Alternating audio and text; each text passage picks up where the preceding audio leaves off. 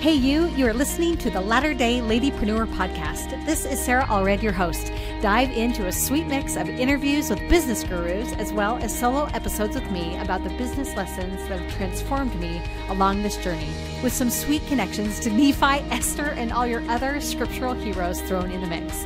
Look, over a year ago, I was paralyzed.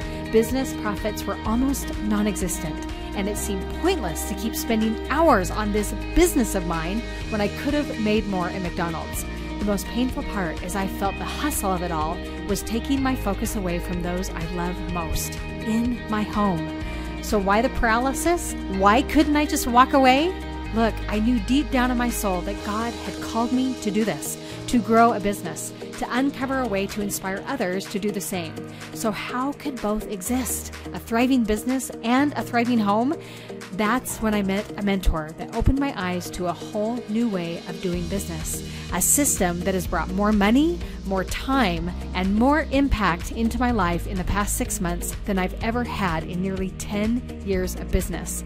This fancy system is called funnels, and I want you on board with me. If your time is feeling crunched, your ideas of how to help more people are slim, or you simply need to stop reinventing your business every single day, you need this fancy and profitable approach to business called funnels. I've packed everything I've learned in the past year that has brought me connections, profitability, a loyal following, but more importantly, the feeling at home I have ached for a decade into my life. You can do it too. It doesn't matter what business you're in. Build your business through the world of funnels in just 45 days with the Funnel Blueprint Challenge at sarahgracelive.com/challenge. Bonus, for a limited time, your seat in the challenge includes a free buddy pass because everyone needs a business buddy. Keep moving forward. Your heavenly parents need you and your gifts, and so does the world. Now, enjoy the podcast.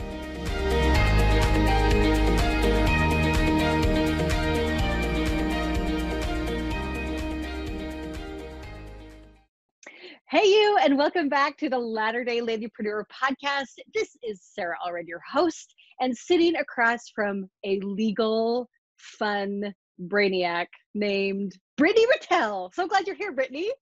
Thank you so much, Sarah. Gosh, you give the best intros. I mean, you're just the ultimate hype girl. I love it. Not officially have not even given your intro, okay? Because we really need to talk about who you really are. So one of the coolest things is I have always known Brittany as a lawyer, and the lawyer that also dresses unlike any other lawyer that I've ever known, and that is way more with fun. A lot of pink. Yeah, I mean, it's like basically straight out of Legally Blonde is really my ultimate aim. Yeah. Was that like your inspiration? Was that your turning point? I mean, I do love the movie. You know, I mean, like many others, it's a classic. But I've always loved like pink and red are my favorite colors. I love to embrace that femininity, and that did not disappear even when I was sequestered in, law school and dungeons for 3 years. I love this. And truthfully, when you think about a lawyer, I think about a little bit of stuffy, a lot of grit, and kind of mean. And I would say you've got total grit, but you're not stuffy and you're not mean. So you're like this anomaly to me. What the heck? Thank you. I will take that compliment and run with it. I think, unfortunately, lawyers, we've given ourselves a little bit of a bad rep in terms of our people skills. So trying to change that one person at a time. I love it. And you're doing it. And what I love is you've got some pretty massive clients out there. So you work specifically with creatives, right? Yeah, creatives, which I mean, creative entrepreneurs, which ends up kind of being a rather large group of people, because in that is because a lot of who I work with, it's a very changing industry, and it's changing really quickly. And some of them identify as influencers. Some of them are like, I'm not an influencer, I'm a content creator, or now I run e-commerce shop, or now I do my own digital media creation. And so that's kind of the general realm of people that I hope to help. But a lot of them maybe started out doing content creation and blogging and have now morphed into other, services and products that they offer. I love it. And you've got a couple of big names on your Rolodex, so to speak, that you serve. Like, if you need to know like how awesome Brittany is, besides this intro, you serve the Bucket List family, who are Bucket List family faves. Who are so great. Yeah, they are so kind, such hardworking entrepreneurs. Allison Faulkner of the Allison Show, Simply Sadie Jane. I've helped Lemieux, Ashley Rose Reeves, Simply Sadie, like just tons of great, awesome people out there who are, and, dozens and dozens of more who are, coming into their own and developing their offerings and just learning, how to serve and run, dynamic businesses with different revenue streams, which is all really, really fun and exciting. So cool. And I think it's important to know that like Bucket List Family, I think hit 1 million YouTube subscribers this past year. Yeah, or it may have been earlier in 2020. Yeah, I'm not they sure. hit on YouTube their milestone, and on Instagram there are over 2 million now followers. Yeah. And it's important to know that even with 2 million followers on Instagram or 1 million on YouTube, that like you still need a team of people to help you with your business. Like you can't be awesome at everything and your terms of service and like all that stuff that all makes me feel yucky. And, you need to recognize what is, what is your zone of genius? What is it that you're good at? What's your secret sauce? What should you make sure that you're making time for in terms of strategy and the way you're seeing things? And then how can you harness other people's skills and services? And, we understand the beginning of business, a lot of us are wearing multiple hats because that's part of that journey, with DIY, bootstrapping. But there should come a time when you're starting to see kind of milestones and, markers of like, oh, it's probably time for me to get some help with this. Yeah. I love this. So I want people to know some specific things about you. So let me kind of dive in so they know exactly your officialness of what it is that you do. And then I've got some serious questions for you that I'm so excited. I've been hanging on. Okay. So we've talked about that you're an attorney. You're helping people become better business owners. Okay. One of, I think, your most fabulous services is that you sell DIY, do it yourself legal templates in your online shop, which I'm sure is probably your biggest revenue stream. Yeah, I mean, it's kind of split, but yeah, between client, because I kind of do traditional one-on-one services where people are like, I'm going to talk to my attorney, and that's me. And we talk and we work on things. And there's still people who, they got to a point in their business where they're a big, commercial photographer. They really want someone to walk through and work on their client service agreement. And they're like, this keeps on happening and people are bugging me about this and let's dial it in. And so I offer that. But there's a good swath of people who don't need me one-on-one yet, or depending on their type of business. And for them, I point them to my website and I say, take my little quiz, figure out, depending on what it is that you do for your business, how do you sell? Are you online? Is it physical? Is it digital? Do you have a course? Do you have a membership? Do you do events, whatnot? These are the things that you need. And you just need some good solid templates. And so for that, and I include and make them color coded and I include instructions with them. I really want to make it really easy because my goal is for people to know more about this stuff than when they started. I want to work myself, out of a business here, that people feel more confident, because it doesn't help anyone to have something in a template that they don't know what it says, because then when they're on the phone selling to someone and setting someone up for a new coaching program, what they say is not going to match up with what their actual fine print does. So. I love this so much. And the reason I love this whole template idea is because it is the starting point. And I think so often you think if you have to hire a lawyer, you automatically think that you're $1,000 out of pocket, which is worthwhile. But for the starting point of a terms of service and, like you said, a partnership agreement or events or something like that, like especially if you're at the very beginning of your journey, you need to start somewhere. And that is where these really fill in. And then all of a sudden you realize, okay, now I need Brittany a little bit more than just this template, and you offer that too. So people, if you want to dive in there, you can dive in and get her do-it-yourself templates and everything. It's at creativecontracts.co. Remember that at the end, creativecontracts.co, and you can even get a deal using Seratin, which is super fun. But that is, I think, such a brilliant service. I'm so grateful that someone like you likes what you like. That's great. Thanks. And I mean, it's great because I can be adaptive, because all the time I'm hearing someone, will say, hey, do you have this in your shop? Or I've had a hard time finding, now people want, they want a spot, a podcast sponsorship agreement, which is not something that existed 10 years ago. That's not a contract that, you could even find anywhere. And sometimes some of the larger companies, I'm not going to name names, but Legal Doom and the like, they're not as responsive to online businesses and the way that they're being run and what people actually need and the way people are collaborating with other people. And so in all that stuff, this needs to be on paper, especially if you want to work with family and friends, which is great. There could be a lot of economies of scale and efficiencies there, working with people that you know and love. but it really helps clarify and keep that relationship protected if you can have things on paper, because then it's crystal clear. You're all on the same page, literally, about what's going to happen, who's getting what, who owns this cool stuff that we're created, who gets the email list, all of those details. Yeah. I love this. This is so fantastic, because I think that as members of the Church of Jesus Christ of Latter-day Saints, that we know that self-reliance is like a big part of our life and our jam, right? As members, that is just part of who we are. And I think we automatically think that that means we have like money in the bank and that we have enough food storage, and like we're not going into massive amounts of debt for things we shouldn't. Like, I think that those are some really recognizable things. But I remember hearing at a BYU women's conference that part of self-reliance was avoiding crisis, like simply looking ahead to avoid crisis. And this is when this angelic vision of Brittany Ratelle comes into my brain, because avoiding crisis means getting stuff in place before the crisis happens, right? When everything's going well, and I see this, I have, a million stories about this of two friends who come to me and they're like, we've been working on a business together, and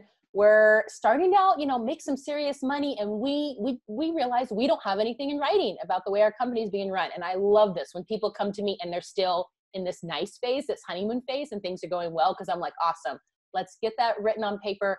Who owns what, what's going to happen when someone wants to leave, because no one likes to talk about that elephant in the room, but very few people do a business forever with their business partner. It just doesn't happen. And so we need to talk about exit strategy and how are we going to make that go smoothly? And can people, compete in the same thing? If they're exiting a swimsuit company, can they go and start a brand new swimsuit company, with all the resources and know-how they know? And and I've seen those, and I call them, business divorces is what business attorneys call them.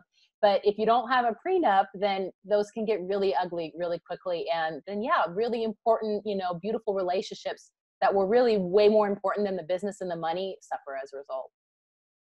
This is amazing, because do you notice, listeners, as you hear Brittany talking, like she has this amazing gift of making legal sound like approachable and not boring. And that stuffy word, of course, that comes into play. But like, dive into her podcast. She has a legal podcast. Dive into her Instagram at Brittany Ratelle, because that is what you do, is you bring it home to like the person who doesn't know this stuff. And all of a sudden you say like a business divorce, and I'm like, oh, I see. Oh yeah. Can they do a swimsuit company?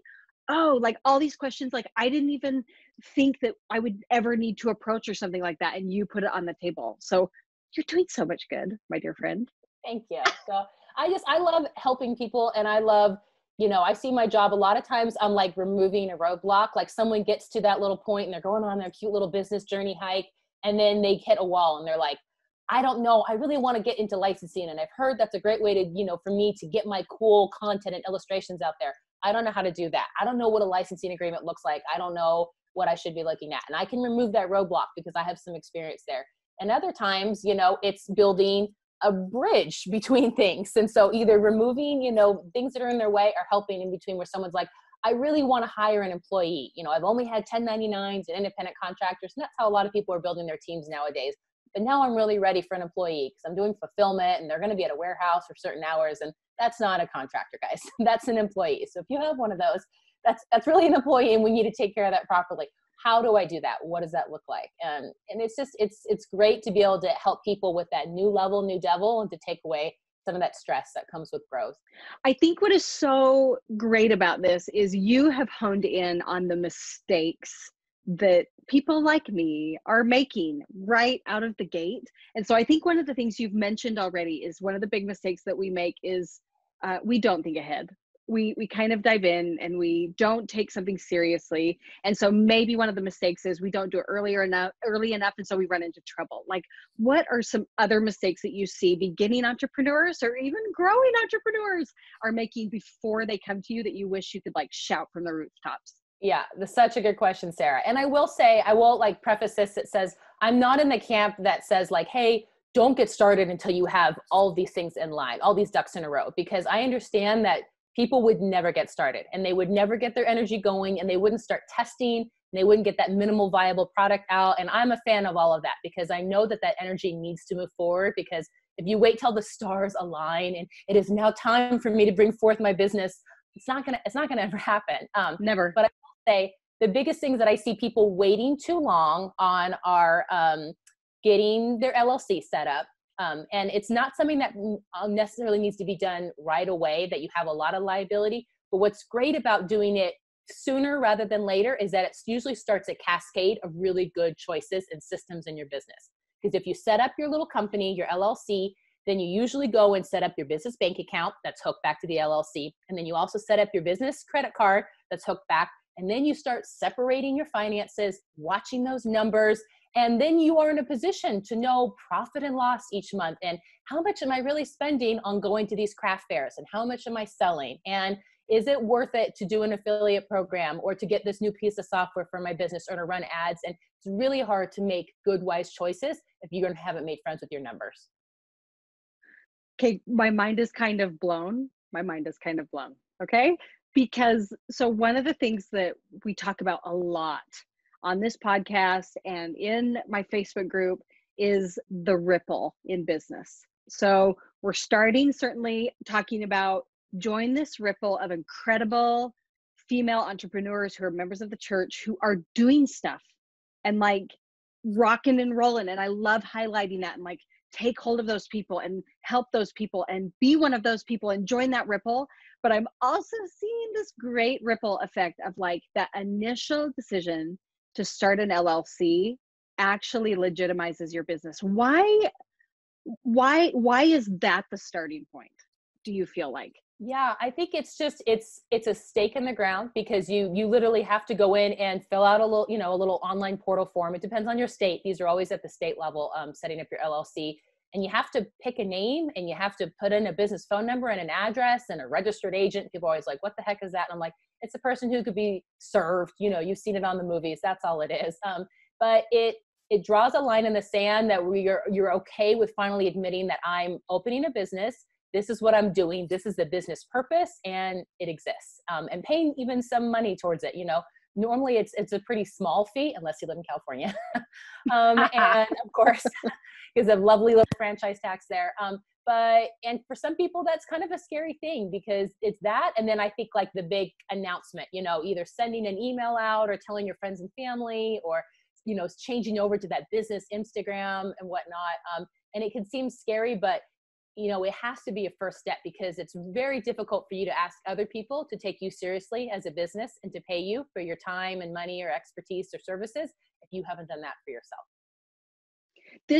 I want to talk to you about this because 2019 was a kind of a banner year, as we would call it, for your business, right? Yeah, and it was great. And as part of that, I think it's really, really important for listeners to know, like, that you are practicing what you preach, right? That you've got these things in line, that you have separated things in line.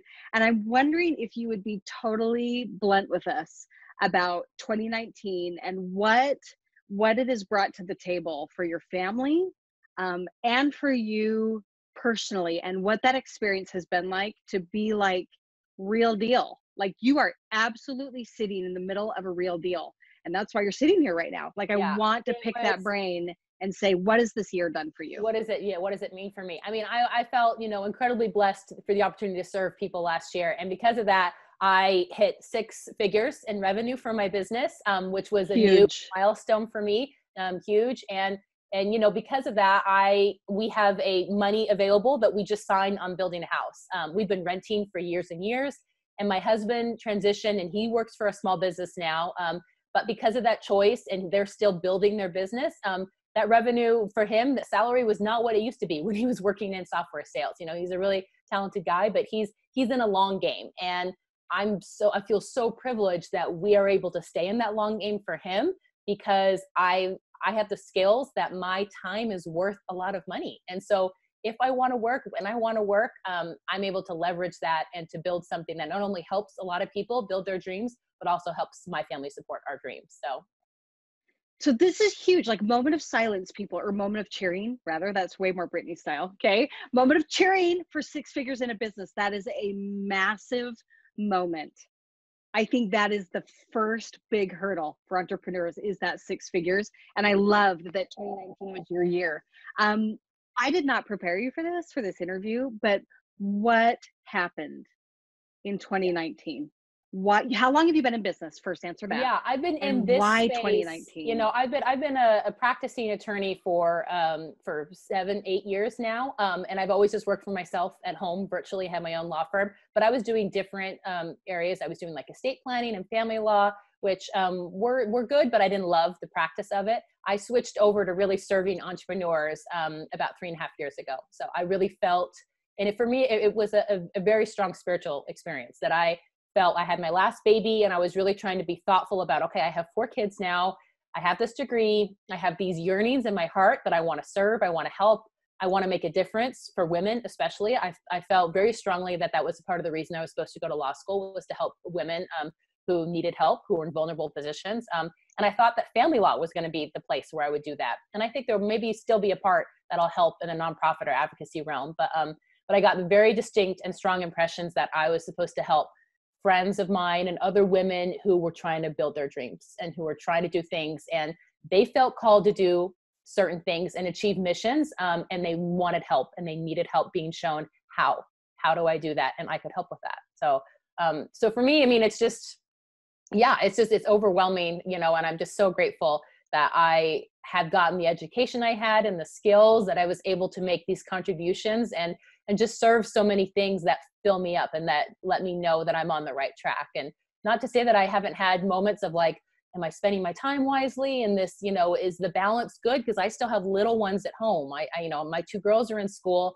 all the day, but my little boys are home with me. And so I have, patchy childcare things that we do. And I go to our local rec center and they go in the childcare as if I was working out, and I bring my laptop and I go and I do work there in the cafe. Like that's what that looks like, I mean, it's that's the reality. That's the reality of it. But yeah, I just feel like I finally, come into and understood what I'm supposed to be doing. And I've had enough of that confirmation where like, I feel like Heavenly Father's saying, like, Brittany, you've gotten your answer. Like I've told you what you're supposed to be doing, and this is fine, and this is worthy, and you should move forward here. So do what you need to, learn what you need to, study and invest in what makes sense to build your business and bring it forward.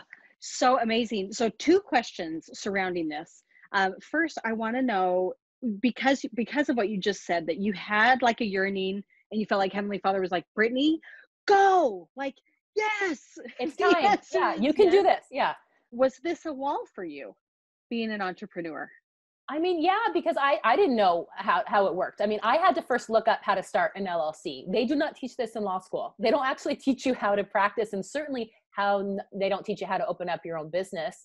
There's little to non-existent training about that.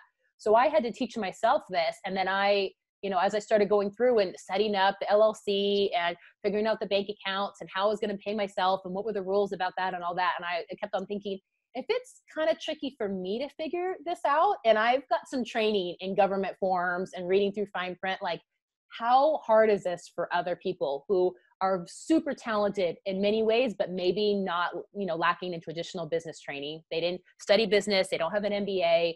And then, yeah, how are they figuring this out and navigating it? And the answer is, as I discovered and did research, is they're not. They're just not doing it. They're just not doing it, or it's coming way too late. Maybe they have a husband who helps out in their business, or a dad, or an uncle, or something. But then I found a whole swath of women who, and this breaks my heart, who maybe would reach out to someone. They get a name for an attorney, and they'd be like, "Hey, this is my business. What am I supposed to be doing?" And they would get like laughed at, embarrassed, because they'd be like, "You're a food blogger? That's a real business?" And I'm like, oh man. And which is ridiculous, because I'm like, yeah, if you're good at making content creation, you kidding me? Everyone has to eat. Some of those people are making bank, and how dare you, just because you don't understand the business, or it's new, or someone's, an influencer with big air quotes, doesn't mean that it's not a real business and can't be taken seriously and isn't worth your time and expertise. But lawyers are traditional and they're backward looking. And so it's very hard for them to adapt to new trends, especially new ways of doing business. I remember you telling me, I've interviewed you before, and you saying that like you feel like law is way behind the times. way behind the times. Way And behind the times. And like, I mean, and just the way they offer, I mean, you know, I'm able to offer, you know, good service for a reasonable, fair price because I don't have huge overhead, because I am not going to open a big fancy office with a fish tank and leather furniture and a huge staff, because I don't think that that helps my clients get a trademark. It doesn't deliver better on their bottom line. So I'm not going to ask them to pay that and pass that cost along. And so, you know, I hope that there's, you know, keeps being downward pressure on law firms to do better and innovate and find better ways to serve and solve problems for people, because that's what entrepreneurs care about. They want their problem solved. They don't really care about all that other stuff. You're such the perfect fit for this, because like just your personality, your aura, like you could watch this podcast interview on YouTube if you want to like see Brittany in action. Okay. Because it just fits you. It's like, of course, food blogging is a business. Like these are my friends and like, they're killing it. Like, yeah, they're killing it. You don't even know. I just reviewed a contract with, yeah, you should see what this is. Yeah. Yes, I was at a conference in January where they were giving what they called 2 Comma Club awards, people who had hit $1 million in their business. And I was mainly fascinated, not by necessarily the amount of people going up, because there's money to be made everywhere, but like what they had made $1 million in. And I was floored. One guy got up there, made $1 million because of an online program that he had created for dog owners to help their dog have a good day. The good day for your dog. $1 million people, and you're mocking a food blogger. I know. But that's the thing. It's flipping that shift. And I think people in this space who've done a good job of this are like Pat Flynn and other, like, you know, Gary Vee, you know, on the different spectrum of like personality. But in terms of challenging that, of being like, okay, so you want to make this much, asking the question, what could you sell at what price point? And could you find that many people, you know, a month or a year to buy it? And you know, I think of there's a great story of 2 teachers who are now ex-teachers now. One was a football coach and one was like a librarian. They both have since quit their jobs and just do digital curriculum and like membership sites. They're making millions. Oh my word. Because it's like, well, how many football coaches are there? There's a fair amount. And do they all need help with what are they going to do in training that week and how their plays? Yes. And would they all pay $50 for that? Yep, they sure would, you know? And it's brilliant. It's just a brilliant way. And that's been a new niche of mine that I've been serving recently is, you know, like the teachers pay teachers, and it's like digital curriculum, you know, originators, people who are creating, who have some expertise in the subject matter and education, and are now turning that into, you know, creating their own curriculum and then selling it and making good money on it, especially since things are changing so quickly. You know, if Common Core comes out with new stuff that you have to keep updated, then you know, large bureaucracy, you know, institutional, you know, companies are not able to keep up with demand. And so you'd much rather go and buy from Ashley, who has a cute program about how to do, you know, 3rd grade math. So true. So true. And at the time of this recording, we're in the middle of COVID right now. Okay. And who knows when this launches, what stage we will be in. But even in this sphere right now, it has made you realize the power of online business or the power of just being online in general. Like it is the staying force right now, and been so fascinating to watch your platform as you've helped people navigate through these loans that the government has given, and just so much help for that small business. Like, you know, your people so well. And I had this thought as I was preparing for my interview, because you helped guide me through understanding the differences between those loans and who qualifies. And I popped in on a live and asked a bunch of questions, and it was so helpful. You are definitely my go-to. And I was thinking about, like, where would my life be if I didn't have Brittany? Like, where would my life be? And I know that sounds really funny, but the reason I say this is because you originally were going to do family law. And that's kind of where you started. And I think that this is a critical aha moment for so many of us in business. Like, just start. You are not married to family law for 25 years if you decide to set up an LLC today and start. Like, just start. Has that been your experience as you've worked with creatives? 100%. And I can tell you, as I've interviewed, because like you said, in my podcast, I interview other entrepreneurs all the time. And my first question is, I want to know their origin story, their how I built this story, because I love listening to those. And I think you get so many great nuggets. And I have yet to see one that was like a linear path of like, yep, I wanted to do this and I opened my doors and then I started selling and that's what I'm still doing now. No, not Like a one. never. That's never what it is. You know, I was listening to Brittany from Homegrown Traditions because she was on the Cultivate a Good Life Becky podcast yesterday. And she was saying, you know, she started selling swimsuits and then realized I actually really don't like product-based businesses, and then moved over to selling like pillowcases, and then was like, still not quite right. You know what I love to do? I love to create content, but like it took time for her to go along that journey to figure out what is it that I really love doing? What is it that I'm good at? What pain am I, you know, what problem am I solving for people? You know, it's that wonderful Venn diagram that you're trying to find the spot in the middle. What problem can you solve? What do you like doing? What are you good at? And if you can get a Venn diagram spot in the middle where they all and you know overlap, that's what you should be doing. But sometimes that takes a while to figure out.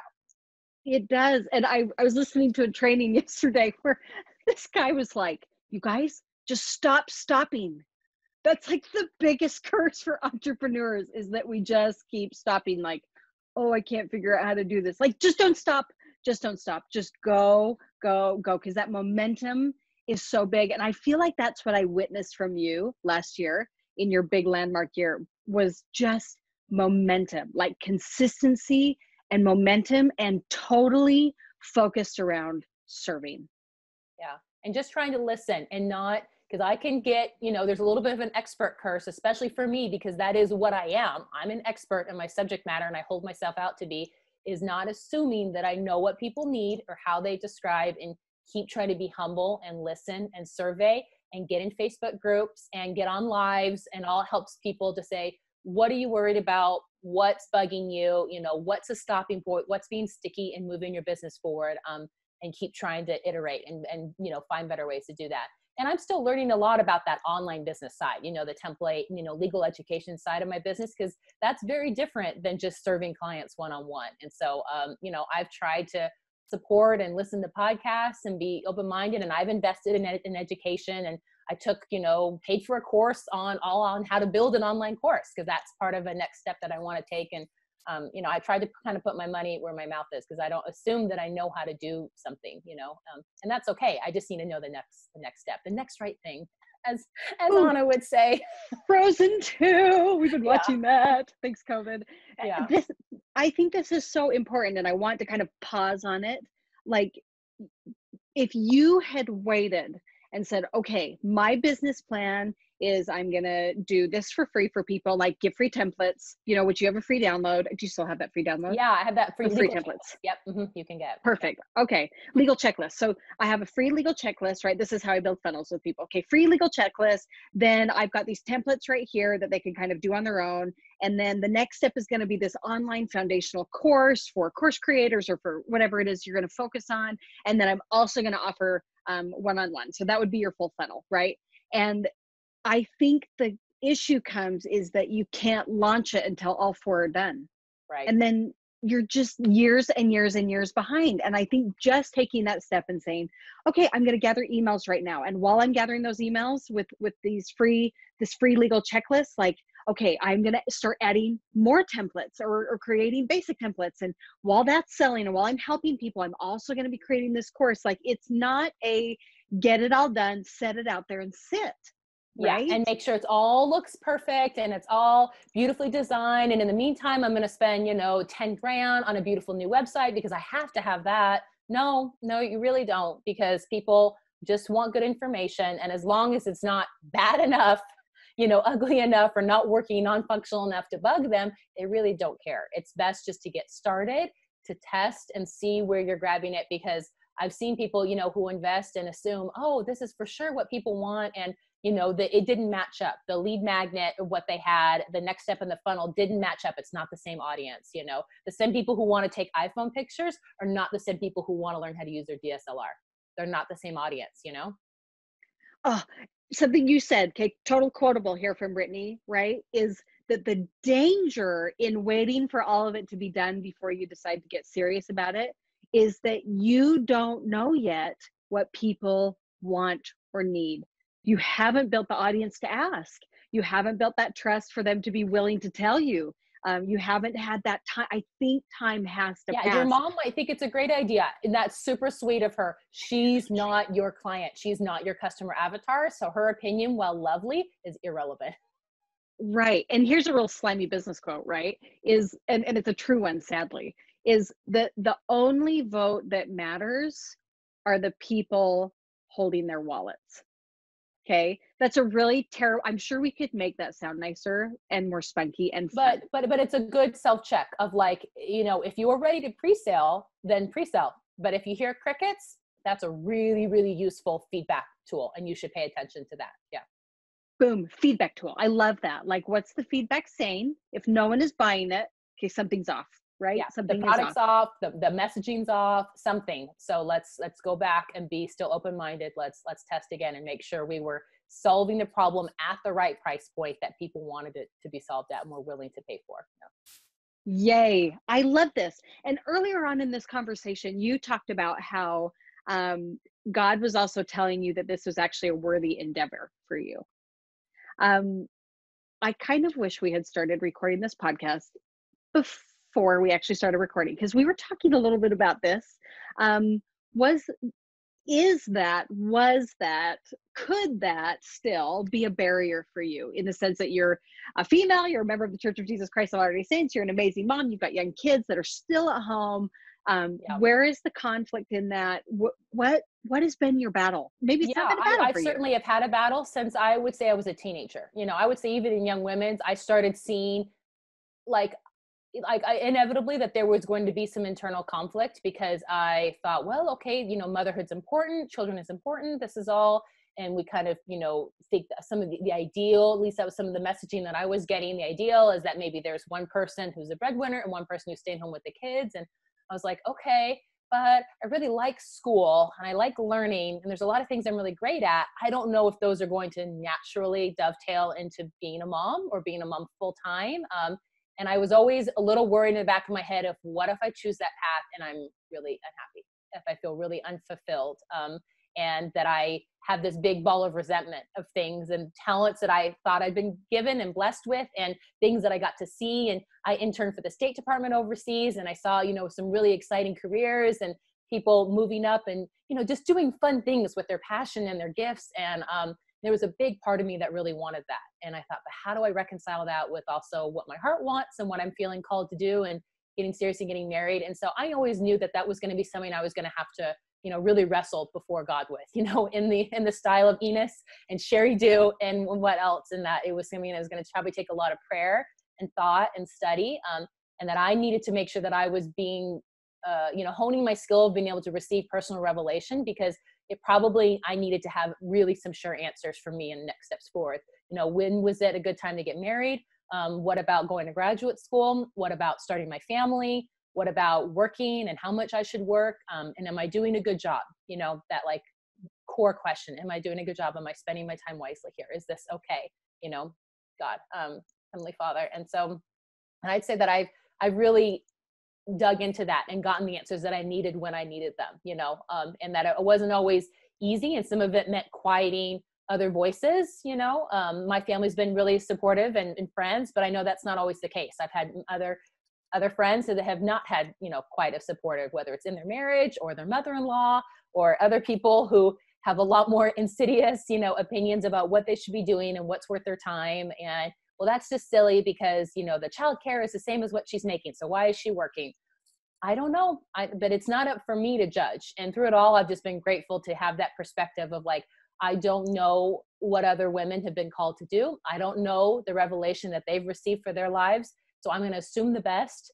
I'm going to support where I think I can. And that includes women who decide that they want to stay home and be in completely 100% stay-at-home moms. And that's going to be their focus. Women who try to blend both, or women who decide to work outside the home. And that's what they want to do. So this is such a intense topic, I think. A really, really intense topic. And something that you brought up before we started this podcast really was very insightful to me, that we have been stuck in a rut mentally on the verbiage of what our role is, right? I remember sitting in a meeting with you, with Sharon Eubank. We were sitting there, and do you remember her talking about how like we need to be patient with the priesthood thing? Yes. because President Nelson and the leaders of the church are trying to develop a language behind how we talk about the relationship between women and the priesthood. Like that language, the actual verbiage is the actual being words developed. don't exist, much like you're right, we do not have a word to describe properly a mission president's wife, and she doesn't have a title. Correct. But we know obviously that she has an important role, and that lack of it should not signal a lack of respect for what she's doing and her calling before God and what she's contributing in her stewardship. Yeah.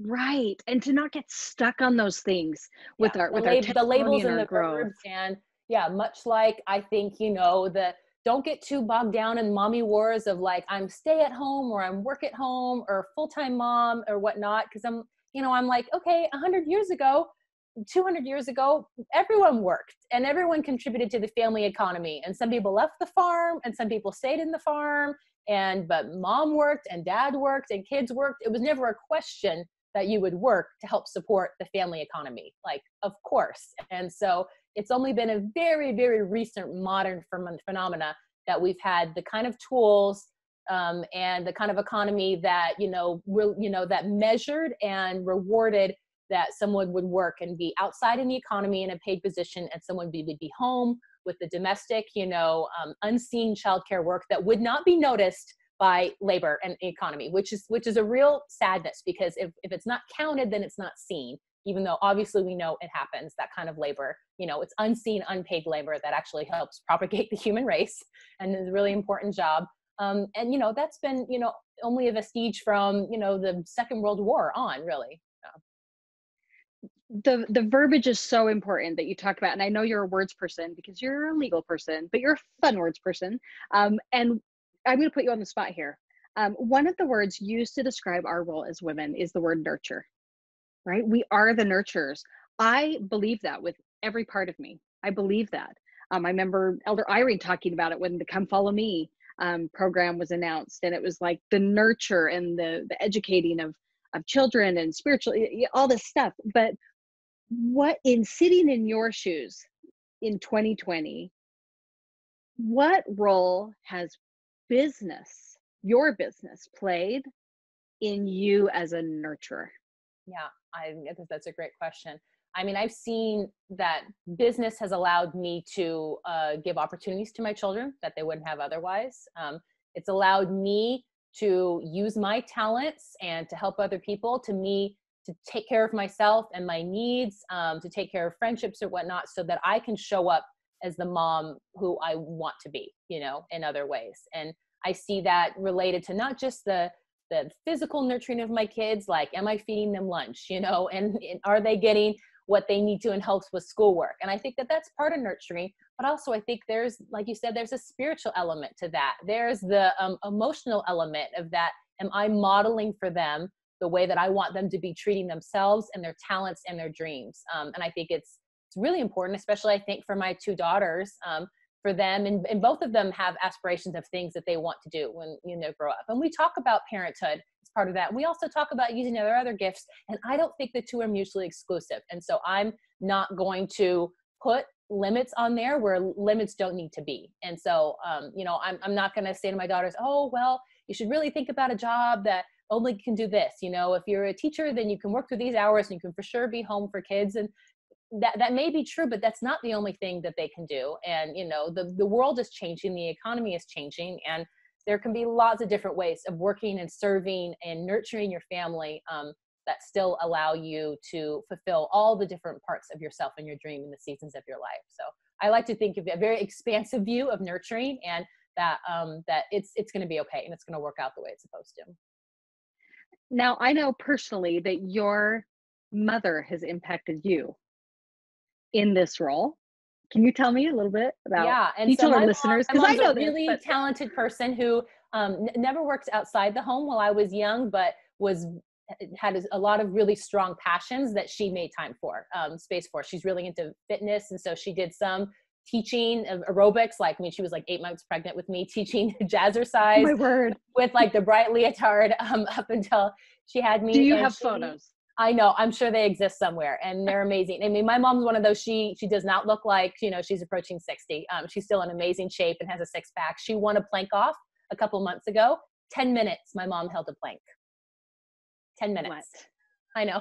Denise Leonard. She's a miracle. She'd be on the podcast next. Like, she'd probably love it. She'd gotta probably get love her being on the here. plank. But, and she loves sewing, and she did costuming growing up, and nonprofit work. And now she's a president of the opera board that she serves on for our region.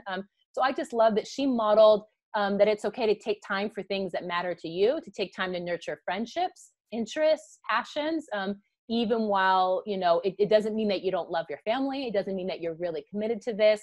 It's not an either or. And I just love that idea that you don't have to be the sacrificial lamb to be the full martyr for your family. And that's not, quote unquote, what a good mother does. In fact, that's taking away a lot and putting a lot of burden on your family that can become difficult because, you need to be the first boundary and champion, of yourself first before you can really turn and serve others.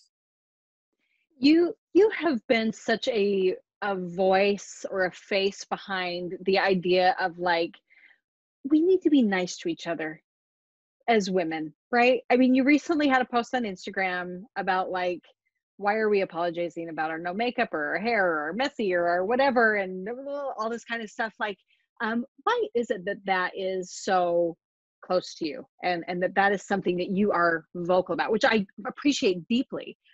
Why is that at the forefront of your mind? That I see that women are being called what I think increasing fervor to do things, to do big, scary things for them and in house and home and hearth and government and, nonprofits and whatnot. And I shudder, and it makes me so sad to think that they're not going to be able to do that because they're hung up on how they look.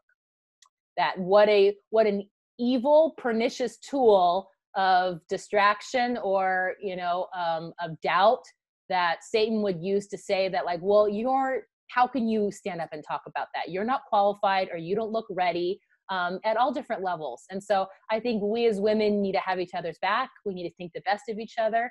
And that means that we look at some of our practices and the way that we connect, and we make sure that we're not building sisterhood on like collective self-deprecation. Have you seen this when like women get together and they're like, oh, but my thighs or my tummy, and can you believe this? And it's like, that's how they're bonding, is on, digging themselves. And I'm like, there's so much more interesting and worthy ways for women to connect and build and, and to be vulnerable with each other. Even we don't have to do that, and we don't have to show up. And that's what I was talking about on my post, is because I've noticed it a lot since there's so many, I think, more people trying to get in front of their camera and connect through IG stories or Zoom or whatnot, of women coming on and, I'm a mess. I'm so sorry for showing up like this. And they're going like on. And I'm like, why are you doing this?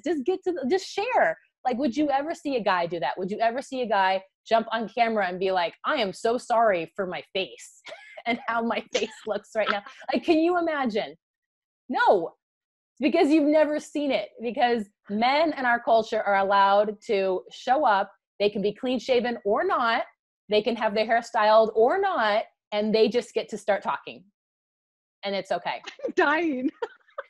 And women, we've decided as a culture, are not ready, huge air quotes, until we've done X, Y, and Z. And I have nothing against beauty and beauty industry and beauty entrepreneurs. And I love all that. And I think fashion, that's all could be fun and rewarding, but it needs to be from a good, healthy place inside of you. And it certainly needs to not be an excuse that you don't show up in the way that you want to show up because, well, I'm not ready to be on camera, and I didn't get ready today. So I can't talk to my people and serve them and solve their problems. What?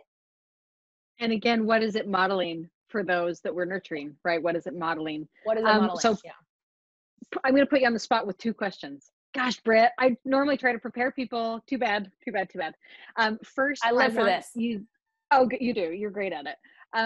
I'd like to know 3 people that you think are amazing at cheering on women, that people could find online, that like people should have in their feeds because they are total champions of women. So that's the first question. Go. Okay. Allison Faulkner is amazing at that. I would also say Simply Sadie Jane is amazing. I love that her approach is especially about taking like mind and heart connection and cheering people on. and making sure they feel seen and heard. And the other one I'm going to say is April Davis, Vagina Blog.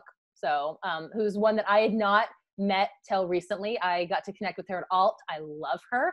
I love the work that she's doing and championing and breaking down stigma about women taking care of their bodies. And I just love it. I love all of it. So, and I can honestly, Awesome. I could name 100 more. So this is hard for me. Sure. I think it's good to just see it.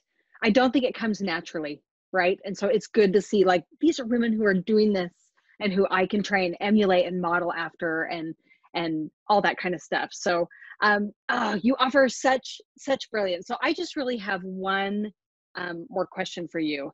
And that is those people that are in the earlier stages, right? Of growing a business and haven't hit their 6 figures, right? And are really in that real hustle, gritty, cool growth part of growing these amazing businesses. And they do feel not ready. And they do feel conflicted about their role as a nurturer. Like they're in that heavy, do you remember that heavy place? Yeah. I remember, like sitting there. I remember nursing a baby on one and then trying to type out a motion because I needed to file it for a case I was doing. And I was like, what am I doing? And I'm going to have to go try. I'm stressing because I have to pump a bottle because I got to be in court the next day. And I'm like, what am I doing? Is this right? Is this, but I really wanted to help this woman and she really needed help and she didn't know who else to turn to. But yeah, I remember that. And they haven't seen the results that you are currently living in with like a down payment on the house. Yeah. So they're just starting, they're growing, they feel called, but it conflicts with being a nurturer. They don't feel ready. They're scared because going online and talking about your passion is scary. Like makeup or not, it's scary. Putting yourself out there is scary. Yeah. Yeah. And they also like the numbers aren't lining up yet and aren't creating a huge impact. What do you say? What do you say to those people? I say it's going to be okay. And some of it is that you need to work on yourself that you can feel confident. And sometimes that means doing some actual things that will, kind of like, it's not all just fake it till you make it confidence. So it's doing some work on yourself of being like, okay, well, what can I do? And what do I offer? What do I know that I'm good at that I can do? Can I start, getting my business Instagram? Can I start with a contract so that I feel okay in offering the service and I have something official and legit to send to people? And that's what I love is that I get to be a part of like some of that, confidence boosters, because I want women to be more confident business owners. And some of that work needs to come on the inside, and that's on them. And then some of it is actual things they can do on the outside they could do. And just to know that if they want to have that confirmation of what they're doing, then they can get it. And I'd really just admonish them to take some time to try to, study it out in their heart and pray about it, and listen to whoever the Spirit speaks to them to get that confirmation that this is a worthy pursuit and that it's something that they can do when they're, and it'll work out the way it's supposed to.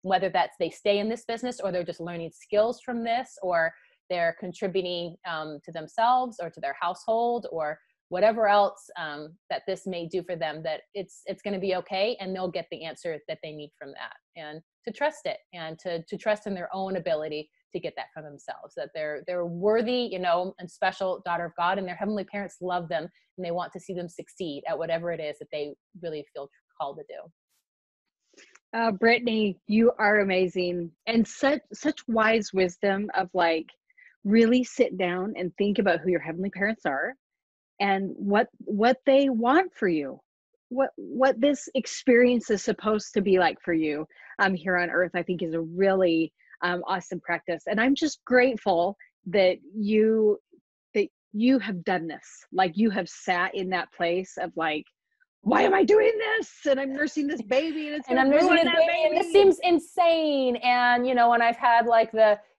is this a worthy thing? Should I be doing this? Is this crazy? And I have friends who are just being at home, and then I have friends who are working full time, and I've kind of got like halfway in both worlds. And does that even make sense? And it's and because it's so messy, and there's been a couple of great BYU devotionals by some of the female professors, and I feel like especially they've made a point to share a lot of them of what their story looked like in approaching their studies and their work, because get to have a PhD without, as a female Mormon woman, without having some of these soul searching discussions, because that's a long road of sacrifice of, and I remember one, I wish I could remember her name, but she was just talking about that she felt that she was supposed to do her PhD, but in a different school than what she was planning on. And it means, getting together with her partner and, her husband and being like, well, I really feel like I'm supposed to do this. And, even if it didn't make sense, why? And like, that takes a huge amount of faith